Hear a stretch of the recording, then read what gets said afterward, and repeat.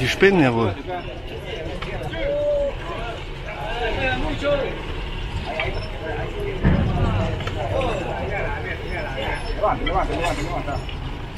Holy shit, die haben es jetzt nur an einem befestigt. Katastrophe.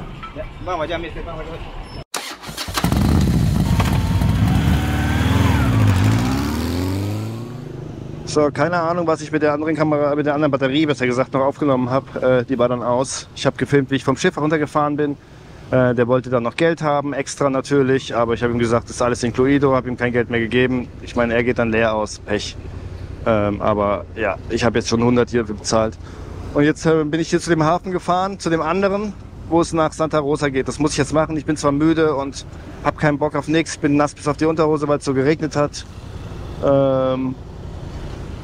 Aber hier der Taxifahrer hat mich gerade angeredet, der da steht. Und er hat gesagt, hier ist ein Hafen, wo es nach Santa Rosa geht. Da gehe ich jetzt mal fragen. Hola. Lancha Santa Rosa? Sí, Gran Diego. Okay, okay. Sí. Okay. El Gran Diego sale hoy día. Okay. ¿Y dónde paga boleto? Allá, abajito. Ah, okay. Compadre, compra su boleta. Okay. Okay, gracias. Also, der erste Hafen, wir wollten, das geht heute Abend um 7. Das wäre mir natürlich lieber erst in 2 Tagen. Preis 80 für mich, 20 Euro und 200 fürs Moped. Aber mit dem Moped war ganz klar, haben sie sich ausgedacht. Sie haben überlegt und so. Also, ist ein ausgedachter Preis. Okay. Aber mir wurde ja gesagt, es ist viel teurer hier als in Pucallpa. Ist es aber nicht. Also ich meine, die Strecke ist natürlich auch nur halb so lang. Aber die Preise, die sie mir da gesagt haben in Pucallpa, waren halt viel höher als die jetzt hier sind. Das Ding ist, in 2 Tagen geht wieder ein Boot. Das hier dauert auch nur 1,5 Tage jetzt. Das nächste geht in 2 Tagen, ist aber ein kleineres. Und es dauert dann länger, 3 Tage oder so. Ja, ich würde natürlich gerne das kurze nehmen. Aber ich würde gern 2, 3 Tage hier bleiben, wenn ich jetzt hier schon hergefahren bin. Aber ich suche jetzt noch mal diesen anderen Hafen, den mir der Taxifahrer empfohlen hat. Der hat gesagt, der ist viel besser. Es ist auch faszinierend, alle Fahrzeuge, die hier sind, die müssen mit dem Schiff gekommen sein, weil es gibt keine Straße hierher.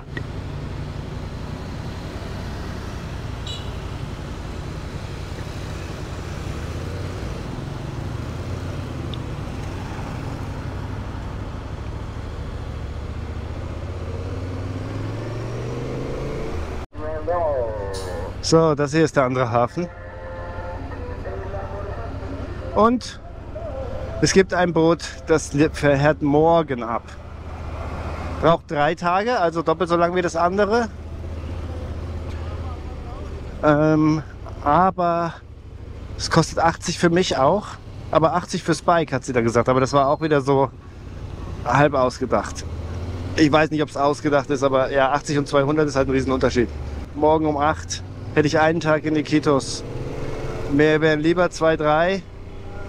Aber ja, der Taxifahrer, ich meine, gut, das weiß man nicht.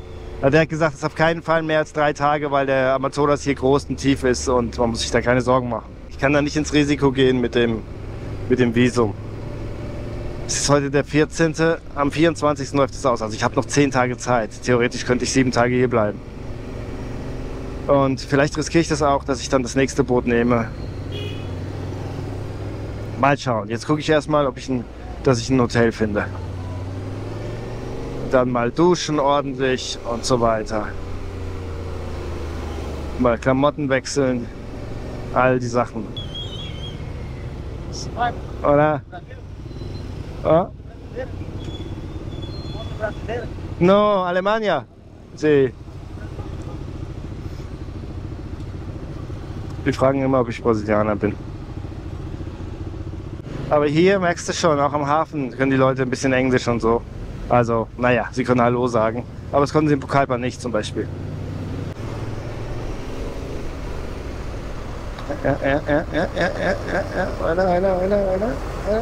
Weiter. Also, ich laufe hier am Amazonas entlang. Ihr seht es jetzt vielleicht da im Hintergrund, hier sind so Stände. Und Iquitos ist die größte nicht mit Straßen verbundene Stadt der Welt.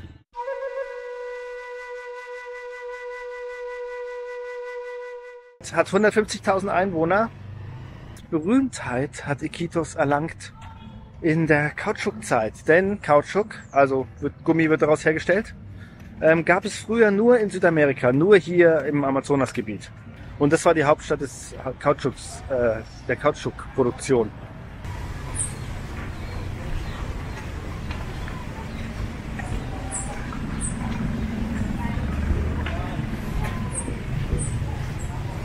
Dann aber wurden die Samen des Kautschuks gestohlen und nach Asien gebracht. Und heute wird das meiste Kautschuk in Asien angebaut und hergestellt. Iquitos ist dann erst wieder irgendwie zu Geld gekommen, als Erdöl entdeckt wurde. Und heute lebt es auch hier vom Tourismus. Es gibt hier halt voll viele Touren und so, weswegen die Leute hierher kommen. Und man kann auch dieses Ayahuasca-Zeug machen, kann man aber überall in Peru machen. Ich hoffe, man kann mich überhaupt gut sehen, weil hier in der Kamera da ist Feuchtigkeit drin. Ich sehe das in der Linse. Hatte ich schon ein paar Mal, ich ist der Osmo Pocket. Das trocknet dann wieder raus, aber es ist halt hier 95% Luftfeuchtigkeit. Und es hat noch geregnet, also extrem feucht. Ja, das ist ja echt cool.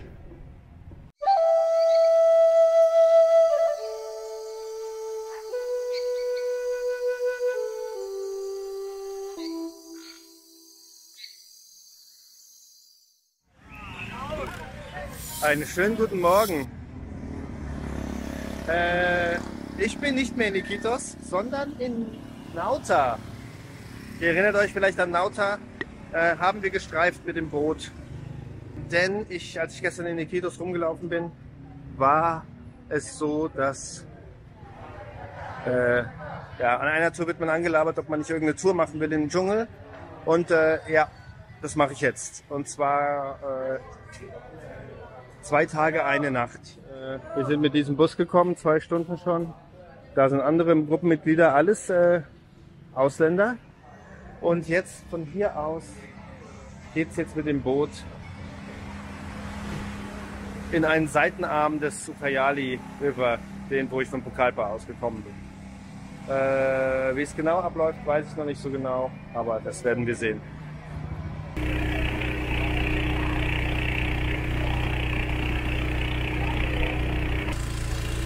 So, ich weiß nicht, ob man mich hören kann, aber bei der Gelegenheit kann ich noch mal zeigen, die Mündung vom Amazonas. Das hier ist Marañón. Kommen wir diesmal, letztes Mal sind wir vom Ucayali gekommen und er fließt hier zusammen im Kilometer 0 vom Amazonas. Letztes Mal war es ja dunkel und jetzt fahren wir in den Ucayali River und dann irgendwo ab. Wir haben übrigens schon Delfine gesehen, aber ich war nicht schnell genug. So, wir sind im Basecamp angekommen. Es sind so Holzhütten mit Moskitonetz-Fenstern. Es ist halt im Moment so eine Kältewette, deswegen sind alle frieren ein bisschen. Es sind vielleicht so, weiß ich nicht, knapp 20 Grad. Ja, hier ist richtig Urwald und drumherum. Und das ist mein Bett. Es gibt hier jetzt im Moment kein Licht. Aber Strom geht. Und ja, es gibt hier ein Bad. Es gibt natürlich nur kaltes Wasser und so. Normalerweise hat es ja immer 30 Grad. Toilette. Alles in Ordnung. Gibt jetzt noch eine Hängematte und jetzt warten wir auf Mittagessen und dann mal gucken, wie es weitergeht.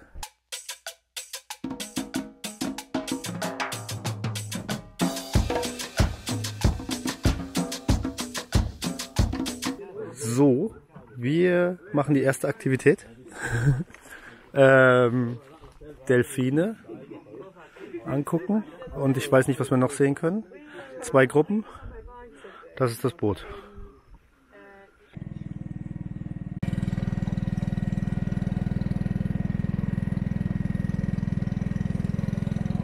Ahí no están, ahí no. Ahí no, there we go, 1, 2. Oh, there was a bit pink here. There's another one. 3. Oh, 4. 5, 6. The pink dolphin, we call them, you know, in Spanish must be delfín, right? But we not call them delfín. We calling them bufeos. Buffets. Buff, the sound that they're making, and feos, you don't understand what's mean feo. They're a bit different. They should not call him feo. It's a different guy. He got a long nose. Und es gibt hier graue und pinke Delfine. Die pinken Delfine sind hier heimisch und die grauen kommen vom Meer. Sind hier quasi eingewandert, weil es hier gutes Essen gibt und so. Die müssen sich aber umstellen, da hinten sieht man einen. Weil sie hier nicht sehen können, weil das Wasser ist sehr braun.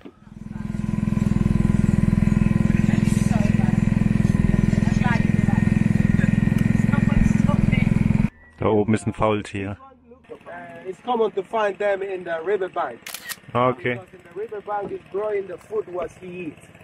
He only eat leaves of the Cecropia tree. Cecropia leaves is what he eats. This Cecropia leaf have about 70% in alkaloids. So that's make the very slow the metabolism, very relaxed, very calm, very chill. Okay. They are a bit high.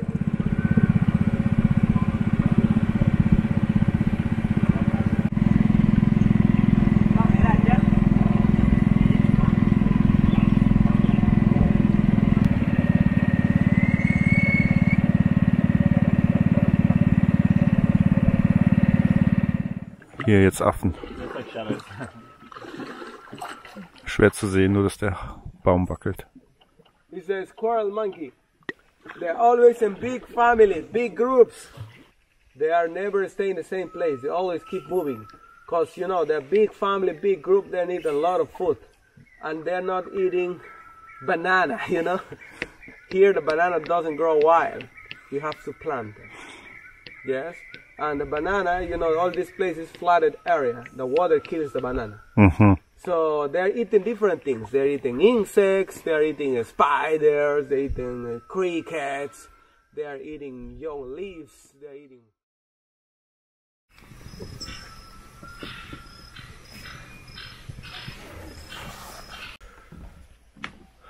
Schönen guten Morgen. Die erste Nacht im Dschungel ist vorbei. Ganz gut. Da sitzt ein Vogel. Kann man das sehen? Zum roten Schnabel.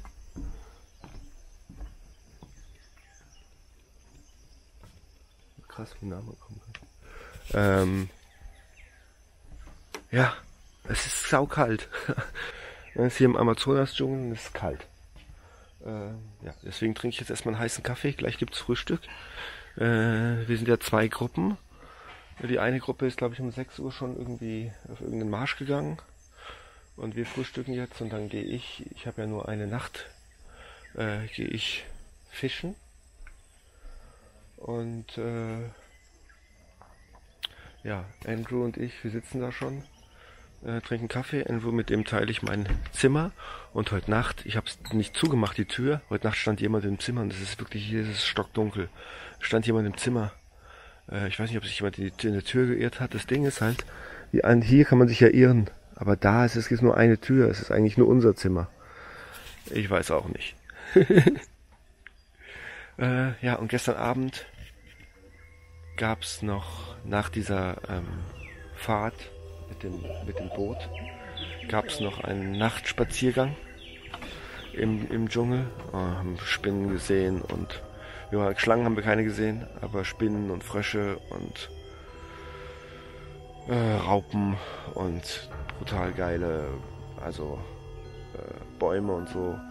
Und dann über so Flüsse balanciert. Also es ist auch ziemlich glitschig alles. Aber alles gut gegangen. Haben nicht hingelegt und ja, macht Spaß. Es ist leider ein bisschen kalt.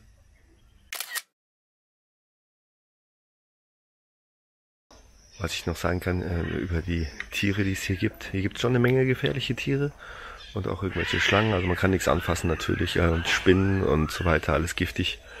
Und in dem Wasser hier gibt es auch, also man hätte schwimmen gehen können. Es war natürlich ein bisschen kalt bei den Delfinen. Aber er hatte gerade vorher die Geschichte erzählt, dass man auf keinen Fall pinkeln soll ins Wasser, weil hier gibt es diesen Penisfisch. Der kriecht in die Harnröhre und das geht noch okay, aber dann merkt er, ich bin falsch und will wieder raus und dann hat er so Dornen und ja, dann ist es sehr schmerzhaft, wenn man soll operiert werden und man verliert sein bestes Stück wahrscheinlich. Da hatte ich dann auch keine Lust mehr schwimmen zu gehen.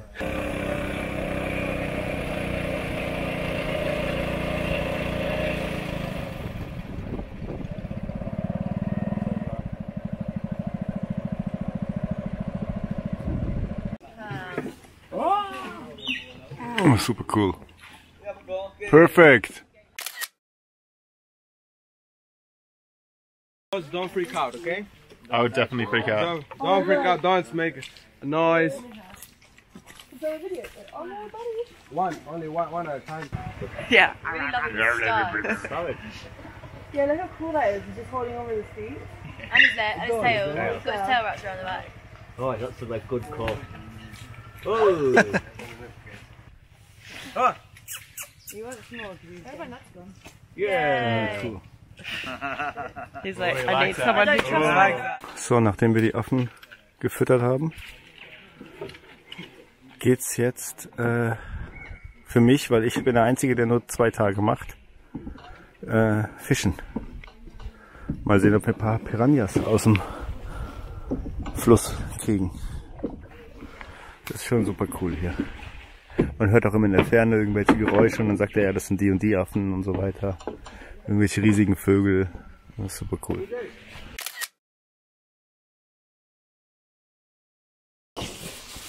So, wir haben Hühnchen.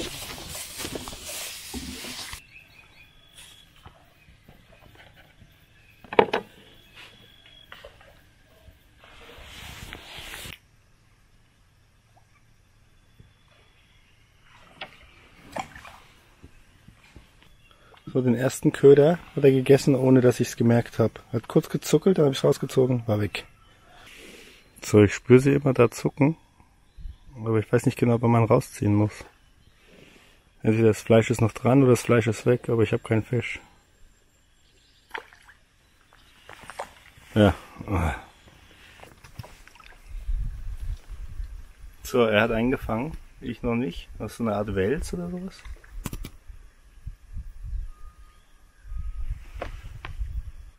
Hat schon den nächsten rausgeholt. Was anderes. Oh, ist diferente, más grande. Wow. Oh. Jetzt habe ich meinen ersten Fisch gefangen. Ich weiß nicht, ob es eben ist. Habe ich vor lauter Aufregung nur ein Foto machen lassen.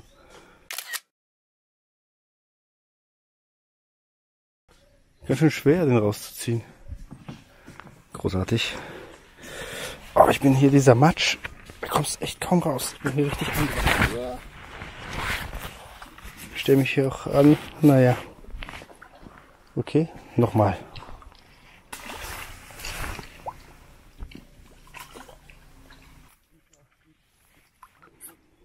Differente. Ah. Mhm. Jetzt habe ich auch so einen Wels hier.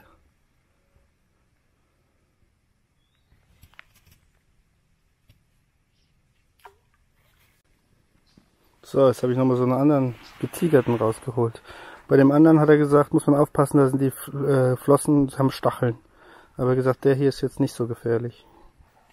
Aber ich lasse ihn abmachen. So, er hat noch so einen mit so Zähnen gefangen, ist aber kein Piranha. Seht ihr das? Krass. Als Maul.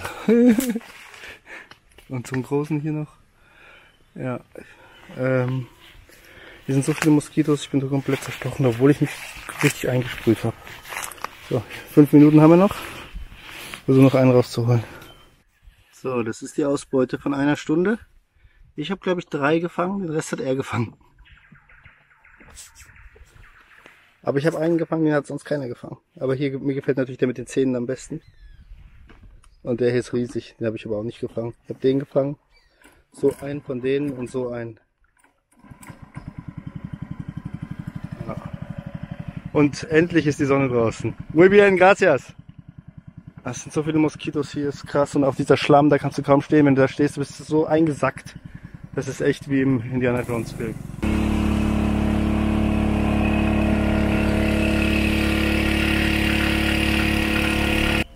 So, wir haben jetzt nochmal angehalten und prompt habe ich meinen 4. Fisch rausgeholt. Wieder so ein Welsding mit diesen scharfen Flossen.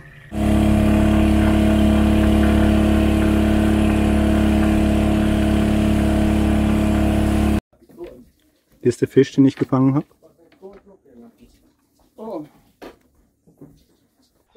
So, hinter mir wird noch Karten gespielt. Und für mich ist aber Zeit zu gehen. Man sieht mich gar nicht richtig, so ist besser. Ich verlasse jetzt den Dschungel und gehe zurück nach Iquitos. Und ja, die machen noch ein paar Tage. Und ja, ich will morgen das Boot an die Grenze nehmen dann. Mein Visum läuft aus, wie gesagt. Und damit geht es dann auch weiter im nächsten Video. Ich möchte noch einmal auf meinen Rutis Reisen Motorrad-Abenteuerkalender 2025 hinweisen.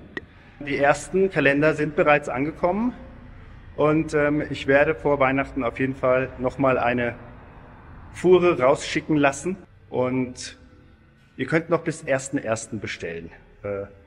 Vielen Dank schon mal an alle, die bestellt haben. Ich bin hier gerade in der Werkstatt, deswegen kann ich mich hier für so eine tolle Yamaha-Wand stellen. Was ich hier mache, erfahrt ihr aber erst später. Insta360, es gab ja die Black Friday Angebote und nach Black Friday, was kommt? Es kommt die Weihnachtsangebotszeit. Also es gibt eine Weihnachtsaktion und da könnt ihr bis zu 48% sparen bei Insta360. Ich bin zum Beispiel scharf auf die 3 Go S. Das ist so eine ganz kleine Kamera und ansonsten halt 360-Grad-Kamera. Die X3 habe ich. Es gibt ja noch eine neuere, die X4. Und ich finde, da kann man immer viele tolle Perspektiven machen, ungewöhnliche Perspektiven und es macht viel Spaß und vor allem die App macht halt viel Spaß. Ich finde, das ist mit die beste Video-App, weil es so einfach ist, damit schnell mal irgendwie ein paar Videos zusammenzuschneiden oder zusammenzuschneiden lassen von AI und dann einfach bei Instagram hochzuladen oder TikTok. Schaut mal rein, Links sind in der Beschreibung sowohl zum Kalender als auch zur Weihnachtsaktion von Insta360. Und jetzt möchte ich mich noch für die Unterstützung bedanken. Ich habe wieder ein bisschen gesammelt. Das sind Rumsel und Humsel aus Stuttgart, Arthur, Enrico, Friedrich, Bernd, Manfred aus Österreich, Oliver, Thomas, Erik Kaubinger, World Society of Belief in Divine Socialism, Martin, Erwin, Barbara, Harald, Jörg, Dirk, Clemens, Stefan, Bernd, nochmal Bernd, Matthias, Erik, Gunther und Dirk. Vielen, vielen Dank für die Unterstützung. Beim nächsten Mal geht's weiter über den Amazonas. Auf Wiedersehen.